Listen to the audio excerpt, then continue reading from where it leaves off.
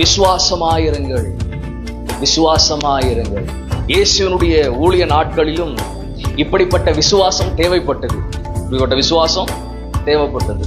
இயேசு அநேகரை அழைச்சார்கள், அநேகர் இயேசுவை ஃபாலோ பண்ணாங்க, அநேகர் அவருடைய வார்த்தையை கேட்கிறாங்க, அநேகர் இயேசுடைய டீச்சிங் கிளாஸ் அட்டன் பண்றாங்க, சர்வீஸும் அட்டன் பண்றாங்க, சாபத்துக்குள்ளே இருக்கிறாங்க, சினகோக்குள்ளே இருக்கிறாங்க, பிரீச்சிங்லயே இருக்கிறாங்க, டீச்சிங்ல இருக்கிறாங்க, எக்ஸ்பீரியன்ஸ் எல்லாத்துலயும் இருக்கிறாங்க.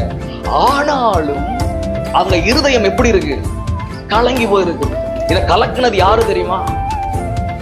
தூதன் கலக்கல. தூதன் கலக்கிற இடம் வேற. ஆனால் உங்கள் இருதயத்தை கலக்கினது யாரு தெரியுமா? யார் இருதயத்தை கலக்கினது? இருதயத்தை கலக்கினது உங்களுடைய சூழ்நிலை. இன்னும் கொஞ்சம் தெளிவா சொல்லணும்னு சொன்னா, பிசாசு இருதயத்தை கலக்கிட்டான் பாஸ்டர். நல்லா தான் இருந்தேன், திடீர்னு ஒரு குழப்பம் வந்துருச்சு.